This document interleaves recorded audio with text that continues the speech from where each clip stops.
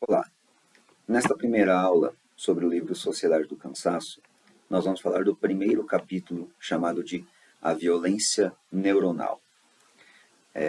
Esse livro, escrito pelo filósofo Byung-Chul Han, ele é obra da terceira etapa do PAS, certo? E nós vamos ter uma aula para cada capítulo desta obra, ok? É importante fazer aqui uma observação com relação ao Han, certo? Ele é um filósofo um pouco diferente do que vocês estão acostumados a ver comigo em sala. Por quê? Geralmente, os filósofos que vocês veem comigo em sala são filósofos que são ditos sistemáticos. O que é um filósofo sistemático? Ele é um filósofo que está preocupado em construir um sistema para explicar ali, se não a totalidade da realidade, pelo menos boa parte dela. Um exemplo disso seria, por exemplo, Hegel, certo? E por conta disso, estes filósofos que são ditos sistemáticos, eles têm um cuidado muito especial com relação à terminologia que eles usam. Se você pega ali, por exemplo, Immanuel Kant para ler, você vai ler a Crítica da Razão Pura. Ele, quando ele vai falar ali da estética transcendental, por exemplo, ele te define o que é estética, o que seria a tal da estética transcendental, o que seria a sensação, o que seria a sensibilidade, e assim por diante. O Han, ele não é assim. Ele é um filósofo que não está preocupado em construir um sistema, certo? Ele vai, então, ter um cuidado muito menor com a terminologia dele. E isso vai dificultar um pouco a leitura para vocês. Por exemplo, nesse primeiro capítulo, nós vamos ver que ele vai usar termos como, por exemplo, época imunológica, sujeito imunológico, ação imunológica, entre outros. E ele nunca define exatamente o que é esse tal imunológico, ok? Então, essa aula ela vai servir tanto para dar ali um panorama geral desse primeiro capítulo para vocês, do que ele vai abordar, até onde vai essa análise dele, até onde pode ser aplicado, certo? E também para ajudar vocês com relação a essa terminologia, certo? Então vamos lá. A primeira coisa que ele coloca nesse primeiro capítulo é que nós temos no século XXI uma perspectiva patológica muito distinta da do século XX, por exemplo. Como assim?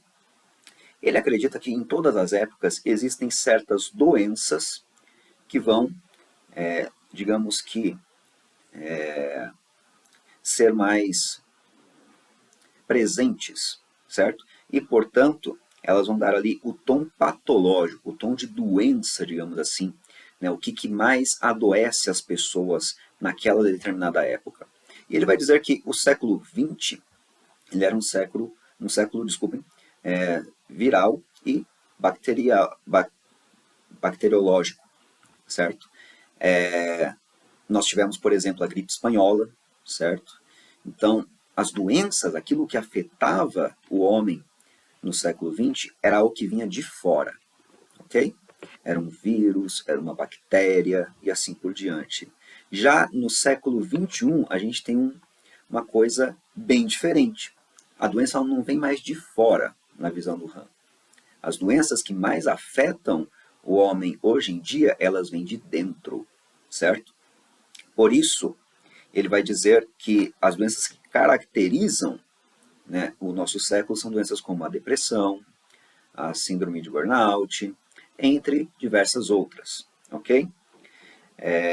Então, e ele vai colocar também que essas doenças, elas vêm de dentro por quê? Qual que é o problema que causa essas doenças? Que causa, por exemplo, o burnout? Ele não vê o burnout como sendo causado ali por um patrão, por exemplo, que está sobrecarregando o empregado de tarefas e que, portanto, seria uma doença que vem de fora, causada ali por um patrão, certo? Não. Ele acha que é uma cobrança que a pessoa internaliza. É o que ele vai chamar de excesso de positividade. São excessos de estímulos, excessos de cobranças, de crenças positivas, algo que nós poderíamos chamar de, por exemplo, uma positividade tóxica. Tá? O que acontece?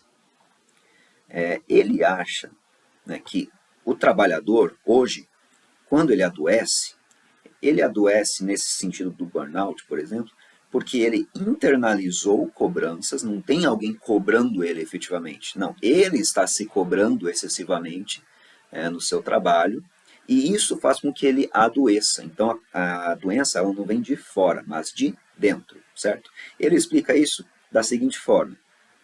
Não são infecções, mas infartos, provocados não pela negatividade de algo imunologicamente diverso, mas pelo excesso de positividade.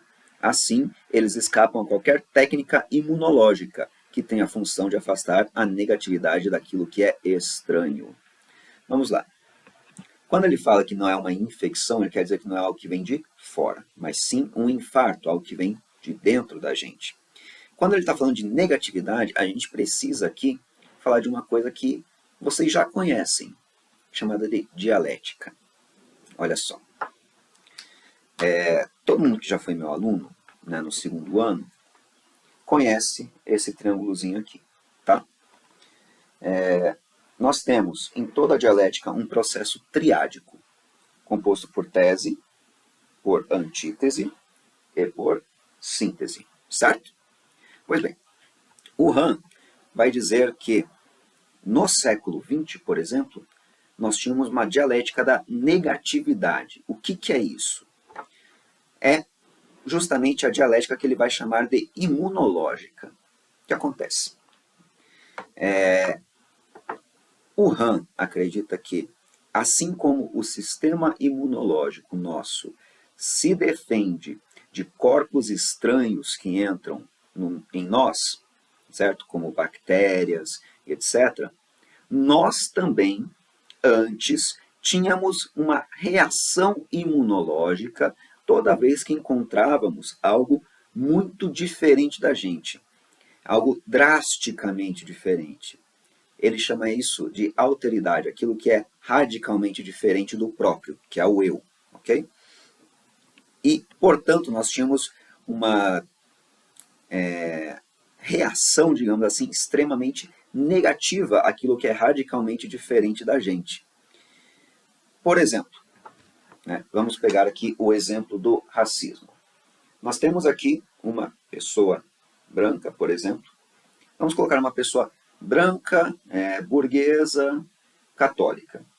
Esta pessoa se encontra ali com um negro pobre do candomblé, certo? Que é visto ali como o negativo, né? A antítese, aquilo que se opõe, que é radicalmente diferente. E, de fato, nesse exemplo, a realidade dessas duas pessoas aqui, ela é radicalmente diferente. Elas são muito distintas, certo? Qual que vai ser a reação, né, aqui do branco, lá no século XX? Qual que vai ser ali a ação que esse branco vai realizar? Vai ser, por exemplo, a segregação racial, vai ser o racismo e assim por diante. Então, estas coisas, como os preconceitos, são explicados pelo Han através de uma reação imunológica, uma defesa excessiva contra aquilo que eu percebo que é radicalmente diferente de mim, ok?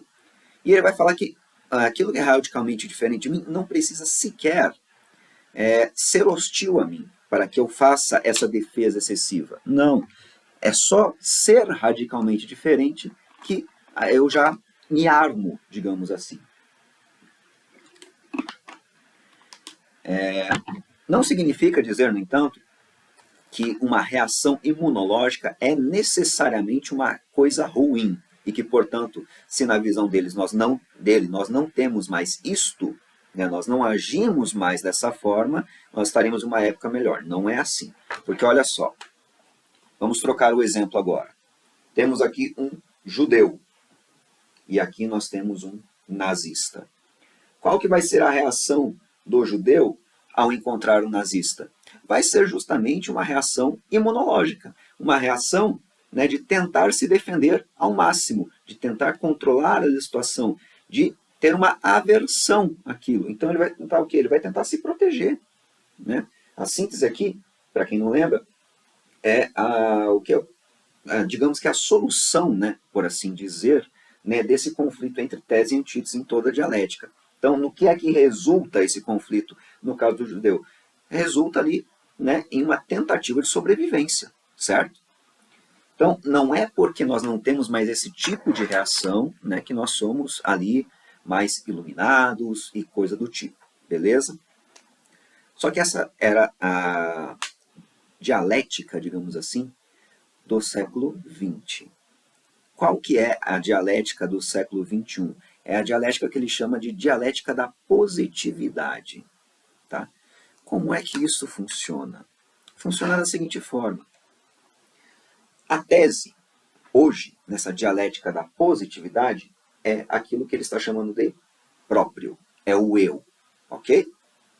Pois bem, este eu, ele está em um conflito não contra algo externo, mas contra algo interno, que ele chama de excesso de positividade. Ele chama, né, de um excesso de estímulos, de crenças positivas, uma positividade tóxica. Então vou colocar aqui, né, para simbolizar isso, né, um EP, excesso de positividade. Beleza.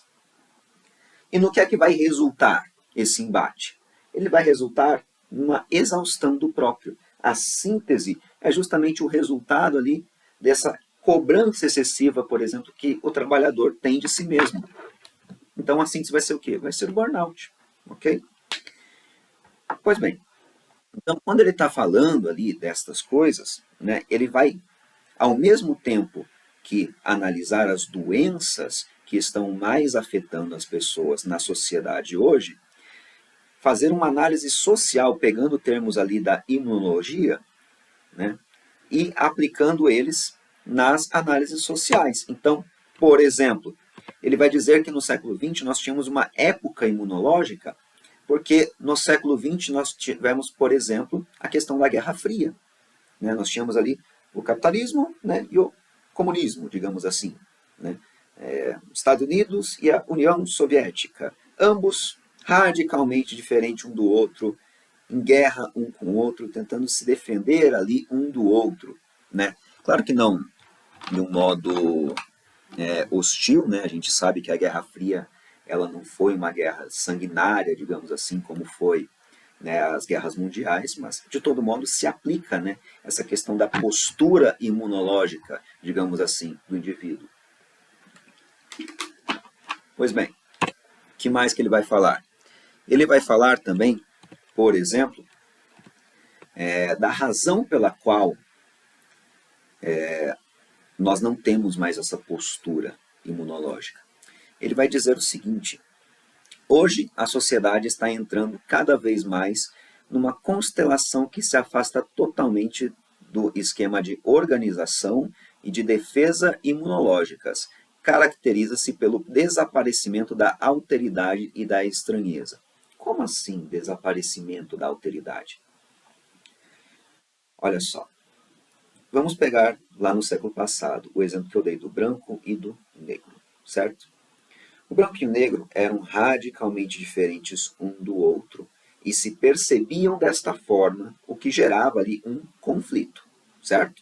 Pois bem, hoje, o branco e o negro, né, eles estão mais, digamos assim, integrados socialmente. Eles não se veem mais como radicalmente diferentes, mas sim, né, como um mesmo, por assim dizer, um igual, quase, né, na sociedade.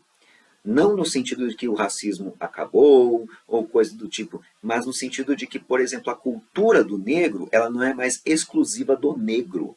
Ela também é parte da minha cultura, certo? E o mesmo pode se aplicar a outras etnias, né? Por exemplo, os asiáticos, né? No século passado, o asiático era radicalmente diferente um do outro. Hoje, né, numa sexta à noite, por exemplo, eu estou lá comendo sushi, certo? Ou alguém está comendo sushi, sendo que nem asiático é. Então, a culinária asiática ela faz parte do nosso cotidiano, digamos assim. Também, né, outros aspectos da cultura, por exemplo, uma coisa que vocês jovens costumam ver muito, animes, né, ler mangás, etc. Isso é parte também da cultura asiática que foi integrada à nossa, certo? Então, por conta ali do processo de globalização, nós não temos mais como ter ali algo que seja radicalmente diferente de nós, que nos cause uma estranheza enorme a ponto de nós termos uma reação imunológica a este algo. Então, acaba que, no século XXI, a alteridade ela desaparece, certo? E toda reação imunológica, como o Han bem coloca, é uma reação ali à alteridade, ok? Mas o que tem hoje se não tem alteridade? Tem diferença, tá? A diferença, né, ele vai colocar aqui. Mas hoje em dia, em lugar da alteridade, entra em cena a diferença, que não provoca nenhuma reação imunológica. A diferença pós-imunológica, sim, a diferença pós-moderna, já não faz adoecer. E em nível imunológico, ela é o mesmo. Então, eu percebo o outro como diferente de mim ainda. Eu não percebo ele como exatamente eu sou. Mas ao mesmo tempo, eu não percebo ele como radicalmente diferente. E isto leva a alguns pontos interessantes na análise do Han. Por exemplo, ele vai dizer nesse livro, nesse primeiro capítulo, o seguinte exemplo. O turista ele não é mais um sujeito imunológico. Olha só como ele fala. Também a estranheza se neutraliza numa fórmula de consumo. O estranho cede lugar ao exótico. O tourist viaja para visitá-lo. O turista ou o consumidor já não é mais um sujeito imunológico. Ou seja, quando eu vejo uma cultura radicalmente diferente da minha, né, no século XX, ali, se eu sou uma pessoa do século XX, eu sinto uma estranheza, eu vou, né, adotar uma postura defensiva, né, eu não vou querer me envolver muito. Mas hoje, depois, né, do início do processo de globalização, a cultura do outro ela já faz meio que parte da minha. Então, quando eu vou visitar um outro país, eu não tenho mais essa reação imunológica. Não, eu tenho mais uma reação curiosa. Eu quero experimentar aquela culinária, eu quero aprender mais sobre aqueles costumes e assim por diante, certo? Outra coisa que ele vai falar também, que tem a ver com isso, o imigrante ele não é mais visto como um outro imunológico. Olha só, também o assim chamado imigrante hoje em dia já não é mais imunologicamente um outro, não é um estrangeiro em sentido enfático, que representaria um perigo real ou alguém que nos causasse medo. Imigrantes são vistos mais como um peso do que como uma ameaça. Então, pelo imigrante ele ter se integrado, digamos assim, à minha cultura, dele não ser mais visto ali como radicalmente diferente de mim, o que acontece? Eu não percebo mais ele como ameaçador, né? Vamos lembrar que para o Han, a postura imunológica, ela se dá sempre percebendo o outro como uma ameaça, certo? Aquele que é radicalmente diferente de mim é sempre ameaçador, por mais que ele não esteja fazendo nada no momento que me seja hostil, ok? Mas, hoje em dia não é assim. Hoje em dia, o imigrante, os refugiados, por exemplo, eles não são vistos ali como ameaças para a sociedade, mas sim um peso. Pô, é sério que a gente tem que ajudar essa gente? Né? É tipo essa mentalidade que nós temos hoje. E não uma mentalidade de autopreservação, de defesa e assim por diante. Tá? Um outro ponto importante com relação ao Han, e que eu preciso explicar aqui para vocês também, é uma coisa que ele cita da diferença entre o igual e o mesmo em Heidegger. Tá? Olha só o que ele vai dizer. Também o pensamento de Heidegger aponta um teor imunológico. Assim, ele rechaça decididamente o igual e lhe contrapõe o mesmo. Contrariamente ao igual, o mesmo possui uma interioridade na qual repousa toda e qualquer reação imunológica. Então, olha só. Vamos lembrar lá de uma coisinha que vocês aprendem no primeiro ano, que é o chamado princípio de identidade. Lembram lá do Parmênides? A é igual a A, ou seja, toda coisa é igual a si mesma? Pois bem, o igual então é você mesmo, ok? Agora, o mesmo, ele não é você. Ele é outro que está, por exemplo, em uma mesma condição que a sua. Você é você, mas o outro aluno que estuda com você é o mesmo que você na escola. Ele também é um aluno, ele também é um estudante. E ele pode ser percebido como radicalmente diferente de você, ainda que seja o mesmo que você nessa circunstância, certo? Afinal de contas, vocês não são parecidos, né? Cada um de vocês ali tem personalidades diferentes, gostos diferentes e assim por diante. E vocês fazem amizades, por exemplo, com as pessoas que vocês percebem como sendo mais semelhantes a vocês, certo? Enquanto que, muitas vezes, por mais que o outro seja o mesmo que você nesse aspecto estudantil, você tem uma postura imunológica, digamos assim, com relação a ele, tá? E por que eu falo aqui, né, postura imunológica, se a gente está no século XXI e o Han falou que não tem mais isso no século XXI? Pelo seguinte, um ponto muito importante, que eu acredito que seja uma observação muito importante ser feita com relação ao que o Han está falando aqui, é que eu acho que o que ele está falando se aplica muito mais à cultura dele do que à nossa. A cultura asiática, né, ele é sul-coreano, é uma cultura ali onde o indivíduo, de fato, ele internaliza, né, as cobranças excessivas que ele tem da sociedade. Então, né, você morar em um país sul-coreano, você percebe isso claramente. Né? As pessoas são cobradas excessivamente pelo sucesso, né, por conseguir ali um belíssimo emprego, por formar-se ali em algo que seja visto como relevante, por ter um sucesso profissional enorme, e muitas vezes elas internalizam isso.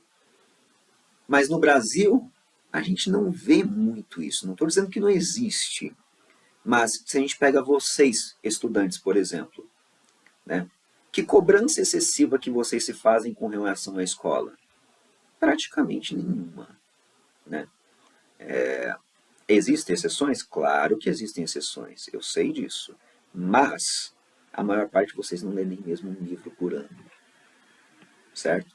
Então, essa postura ali de cobrança excessiva não é o que a gente percebe no nosso dia a dia, tá? Tal como o Han está falando aqui. Okay?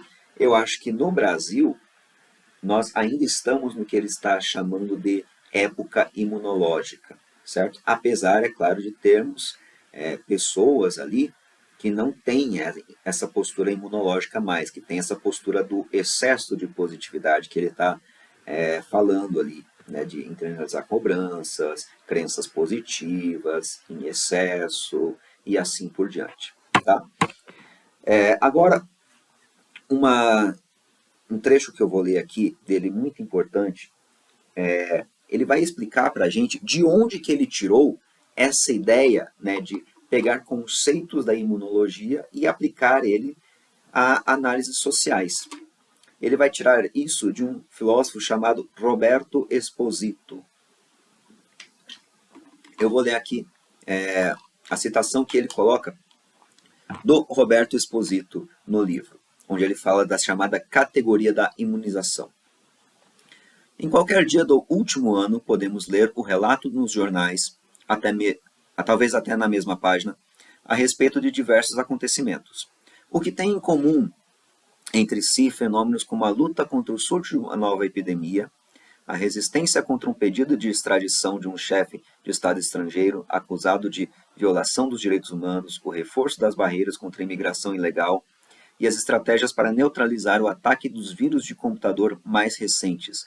Nada na medida em que os interpretamos dentro de seus respectivos âmbitos, separados entre si, como a medicina, o direito, a política social e a tecnologia da informática.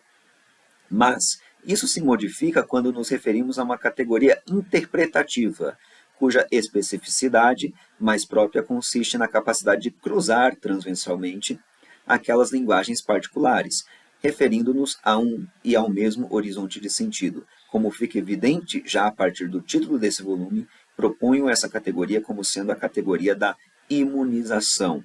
Os acontecimentos descritos acima, independente de sua desigualdade lexical, podem ser todos reduzidos a uma reação de proteção contra um risco. Então, ele não é o primeiro ali a pegar termos da imunologia e aplicá-los ali em análises sociais, né? Ele vai pegar inspiração justamente no Roberto Exposito, certo? É importante vocês terem esse tipo de referência, né? Porque muitas vezes, quando a gente não consegue entender um filósofo, o que ele está falando, muitas vezes ele está citando termos de outro filósofo sem explicá-los e sem fazer referência a esse outro filósofo. A gente vai ver isso, por exemplo, no segundo capítulo, né, da nossa próxima aula, o Além da Sociedade Disciplinar, tá? Onde ele vai citar, por exemplo, o termo sociedade de controle e não vai nos dizer de onde que ele é, ok? Então, é importante, né, vocês se aterem. Aqui, é claro que ele cita, e é um trecho que é bem explicativo, né, bem autoexplicativo, do porquê esse termo imunológico serve bem, ok? Para nós falarmos ali, né, dessas reações de aversão, digamos assim, aquilo que é radicalmente diferente de nós. Bom, outro filósofo que ele vai pegar também de inspiração é um filósofo chamado Baudrillard. O Baudrillard, ele vai falar da chamada violência da positividade. Olha só o que o Han escreve. Baudrillard aponta claramente para essa violência da positividade quando escreve sobre o igual. Quem vive do igual também perece pelo igual. Né? Ou seja, ele percebe, né, esta violência do eu contra si mesmo. Né? Se eu vivo por mim, pelas minhas crenças, muitas vezes eu vou perecer por elas também, certo? Aqui, né, a lição que fica disso é que muitas vezes a gente tem que sair de nós mesmos, digamos assim, tentar ver as coisas a partir de uma perspectiva diferente, porque se eu internalizei, por exemplo, uma cobrança excessiva, eu preciso ver isso a partir da perspectiva do meu chefe. Né? Como é que o meu chefe está vendo, né, esse meu desempenho no trabalho? Será que, se eu ver pela perspectiva dele, eu não vou passar a pegar um pouquinho mais leve comigo mesmo? Então, é esse tipo de reflexão que o Baudrillard nos convida a fazer quando ele fala isso, certo?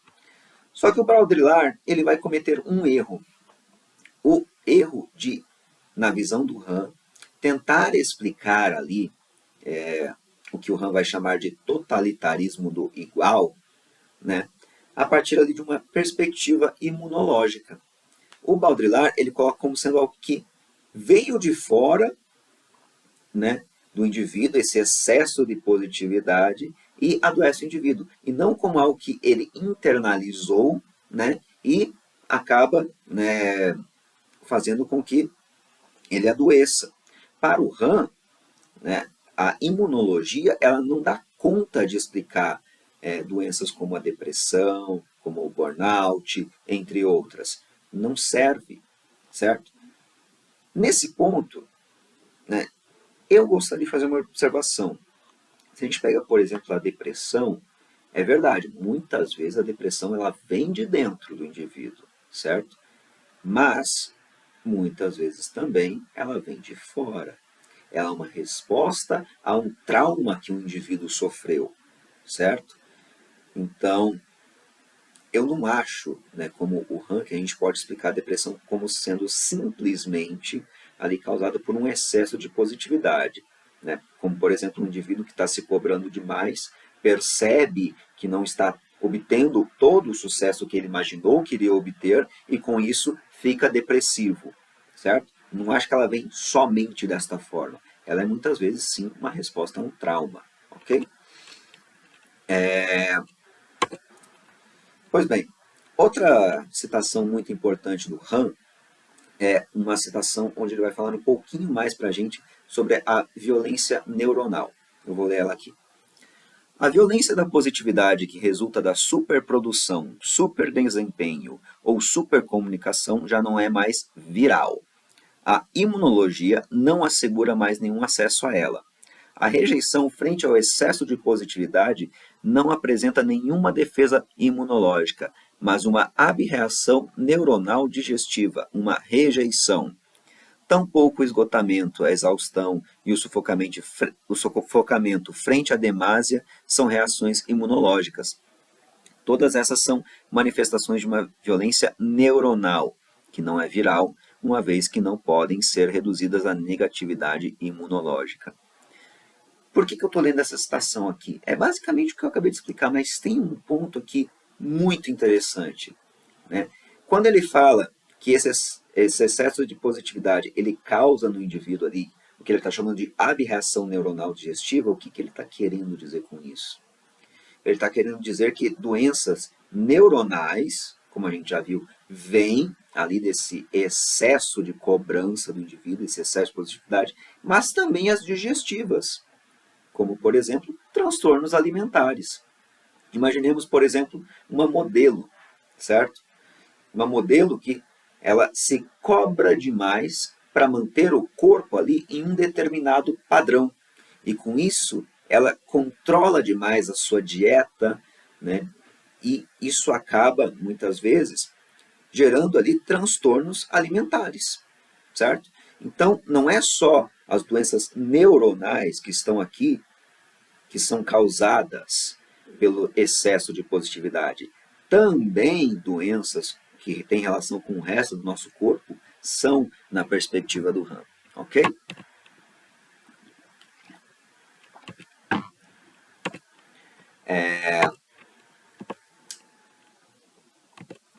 Outro ponto importante que eu gostaria, né, de tocar aqui com relação a dois conceitos que o Han vai utilizar no final desse capítulo, que são o chamado terror de imanência e o horror do estranho.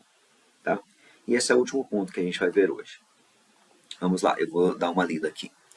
A positivação do mundo faz surgir novas formas de violência. Essas não partem do outro imunológico, ao contrário, elas são imanentes ao sistema.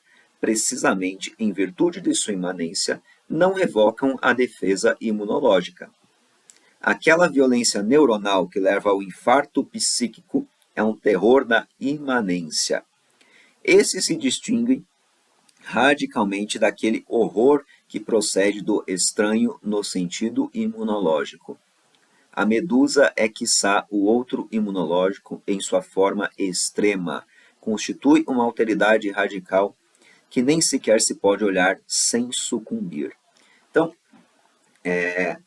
esse trecho aqui, ele traz para a gente um exemplo que serve muito para vocês fixarem essa questão, né, do horror do estranho, que é o exemplo que ele dá da medusa. A medusa, né, que é um ser mitológico, que transforma a gente em pedra só da gente olhar nos olhos dela, ela é, digamos assim, o símbolo máximo da alteridade. Ela é radicalmente diferente da gente e somente de olhar para ela, ou seja, de perceber ali visualmente a presença dela, a gente acaba sucumbindo, certo?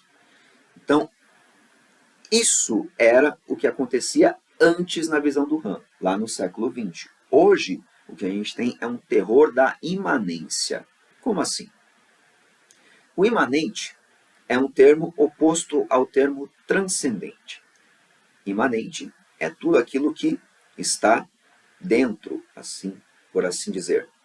Enquanto que transcendente, né, é o que está dentro e fora. O perigo não está mais no transcendente, aquilo que me transcende, que me abrange porque eu estou em uma determinada circunstância com um outro que é radicalmente diferente de mim. Não. O terror agora é daquilo que é imanente, das crenças que se encontram aqui, desse excesso de positividade que eu mesmo me coloco, certo? Bom, acredito que já com esses apontamentos, essas explicações, esse primeiro capítulo seja uma fácil leitura para vocês, tá? É claro que eu não expliquei absolutamente tudo aqui, somente os pontos mais importantes. Eu vou disponibilizar esse slide para vocês, tá certo? E nesse slide vocês vão ver que eu separei, né, vários trechos, inclusive trechos que eu não li aqui. Por quê? Porque eu, né, no título, digamos assim, de cada slide, tem ali a ideia central, que vocês têm que prestar atenção naquele trecho. Então, às vezes isso pode facilitar o estudo de vocês, né, talvez para fazer um mapa mental ali, alguma coisa. E eu também vou depois postar um questionário para vocês com relação aos temas dessa primeira aula, beleza? Muito obrigado, até a próxima.